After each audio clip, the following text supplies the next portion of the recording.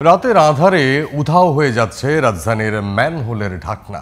অলিগলি থেকে রাজপথ, কোনো ম্যানহোলই বাদ যাচ্ছে না। এসব কর্মকাণ্ডে জড়িত সংঘবদ্ধ চক্র। স্থানীয়দের অভিযোগ, প্রতিদিনই দুর্ঘটনার কবলে পড়ছে যানবাহন, পথচারী, অথচ সিটি কর্তৃপক্ষের নেই কোনো ভ্রুক্ষেপ। চুরি ঠেকাতে প্লাস্টিকের ঢাকনা ব্যবহার, শক্ত অবকাঠামো নির্মাণ এবং নিরাপত্তা জোরদারের পরামর্শ নগরবিদদের। বিস্তারিত আহমদ অনিকের বিশেষ রিপোর্টে। এইটা এই ডাকনাটা তো হিরুঞ্চিরা চুরি করে যায়, ডেন্ডি ঘোড়া নিয়ে যায়। ওরা এই প্রায় ৩-৪ মাস হয়েছে ডাকনাটা নাই।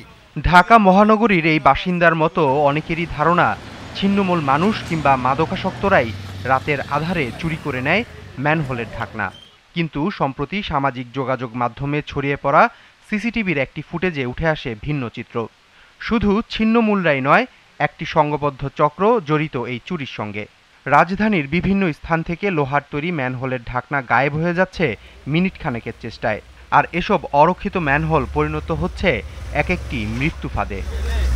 কয়েকদিন আগে একটা গাড়ি খাদে পড়ে ৩ জন মানুষ উইন্ডেড হচ্ছে, গাড়ি চাক্কা পুড়িয়ে যায়, একটা মানুষ অ্যাক্সিডেন্ট হতে পারে পানি জমলে। অনেক পানি জমে থাকে, তখন গাড়ি ঘোড়া মানে চাক্কা টাক্কা নিচে পড়ে যায়। গাড়ির চাকা অনেকগুলো বাস্ট হয়ে গেছে, অনেক লোকজন আহত হয়েছে এখানে।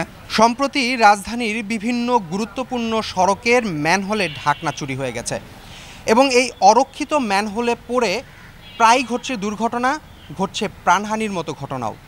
স্থানীয়রা জানিয়েছেন যে মাসের পর মাস এই ম্যানহোলগুলো অরক্ষিত থাকলেও সিটি কর্পোরেশনের পক্ষ থেকে কোনো উদ্যোগই নেওয়া হচ্ছে না।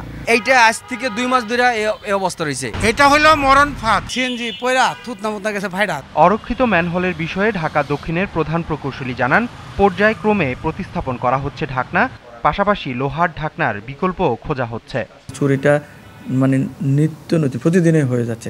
তা আমরা একটা হলে আমাদের লং টার্ম মানে দীর্ঘমেয়াদী যে পরিকল্পনা, যাতে ভবিষ্যতে এটা চুরিটা বন্ধ হয় আর ইমিডিয়েট যেগুলো চুরি হয়ে গেছে সেগুলো যাতে আবার বিকল্প স্থাপন করে নির্দেশনা দেওয়া হয়েছে। এবং কীভাবে কাস্ট আয়রনের বিকল্প ফাইবার বা আর কোনো ম্যাটেরিয়াল দিয়া ব্যবহৃত হলে যাতে এগুলো চুরি হবে না, এরকম ম্যাটেরিয়ালস ইউজ করা যায় কিনা এবং সবাই সহযোগিতা নিয়ে আমরা আসলে এটা বন্ধ করতে হবে।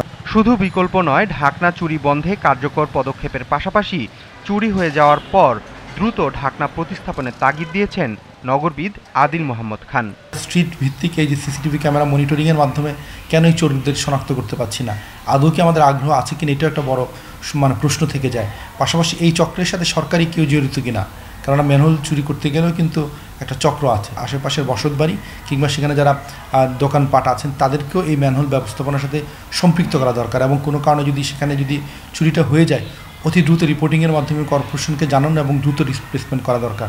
চোর চক্রের বিরুদ্ধে কঠোর শাস্তি নিশ্চিতের দাবিও তুলেছেন এই নগর পরিকল্পনাবিদ। আহমদ অনিক, জিটিভি নিউজ, ঢাকা।